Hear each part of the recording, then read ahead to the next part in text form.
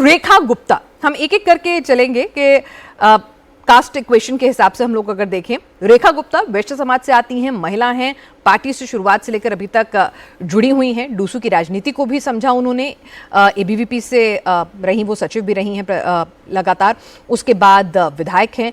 तो रेखा गुप्ता क्या वो चेहरा हो सकती है? मिडिल क्लास को रिप्रेजेंट करती हैं, पिता एसबीआई में मैनेजर थे, दिल्ली की पली बड़ी लड़की हैं, दिल्ली को बखूबी समझती हैं। तो क्या रेखा गुप्ता राघी जी वो चेहरा हो सकती हैं जिस पर मोहर लग जाए? देखिए, आपने पूछा है क्या हो सकती हैं, तो मुझे लगता है कि आने वाले और जो नाम हैं कोई भी इनमें से हो सकता है और कोई भी इनमें से नहीं भी हो सकता है। कोई और भी निकल करके आ सकता है। और ये बार बार मैं इस बात का जिक्र कर रहा हूँ कि कौन निकल करके आएगा, मुख्यमंत्री कौन बनेगा, इसके बारे में मुझे तो लगता है ब्रह्मा जी को भी नहीं मालूम है, सिर्फ अमित शाह जी को मालूम है और नरेंद्र मोदी जी को मालूम है। हो सकता है जो जिन चेहरे को पर सहमति बन गई हो और उनको बता भी दिया गया हो, लेकिन अब वो परंपरा भारतीय जनता पार्टी में नहीं है जहां पर प्रेस में ऑफ द रिकॉर्ड ब्रीफिंग हुआ करती थी और ऑफ द रिकॉर्ड ब्रीफिंग होने के बाद जो है वो मीडिया उनके नाम को चला दिया करती थी और फिर मीडिया तक वो जानकारी। कम से कम इस 14 साल में नरेंद्र मोदी के केंद्र में आने के बाद ये ऑफ द ब्रीफिंग की प्रणाली और प्रथा जो है वो खत्म हो गई है।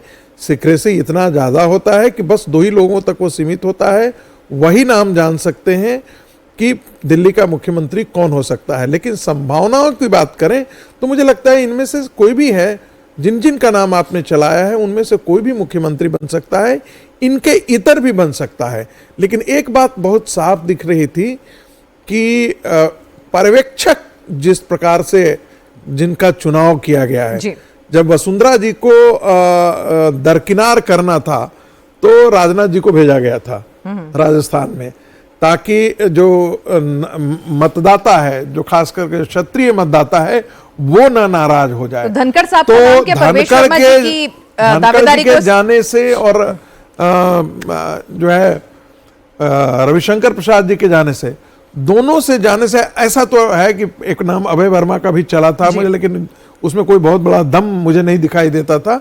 लेकिन ये इस बात के लिए संभावनाएं बढ़ जाती हैं कि क्या प्रवेश वर्मा जी का जो है वो नहीं होने वाला है या रेखा जी ही आगे हैं। ये अब एक कयास का विषय थोड़ा सा लगने लगा है यहाँ के बाद से जो पर्यवेक्षक चुने गए हैं उनके आधार पर। बाकी तो मुझे लगता है इनमें सब सक्षम है। जो ये प्रवेश वर्मा हैं, उन्होंने एक बहुत बड़े नेता को, अरविंद केजरीवाल को हराना कोई मामूली बात नहीं थी।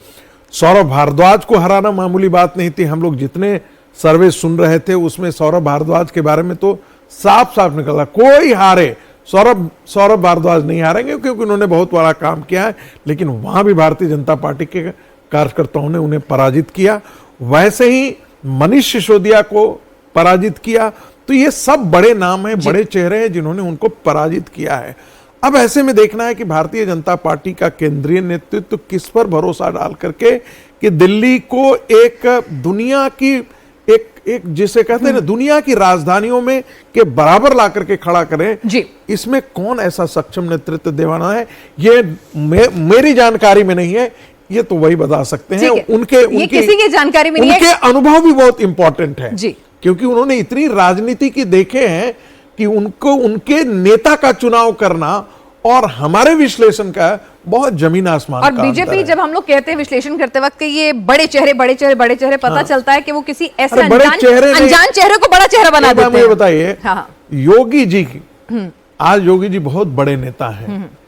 यदि मान लेते हैं कि योगी जी को नेतृत्व का वो ओहदा जो है या नेतृत्व नहीं दिया होता, अवसर नहीं दिया गया होता, तो आज क्या इतने बड़े नेता हो पाते? ये नरेंद्र मोदी जी और अमित शाह जी, राष्ट्रीय स्वयंसेवक संघ के संकल्प का है कि आज योगी जी भी इतने बहुत बड़े नेता हैं।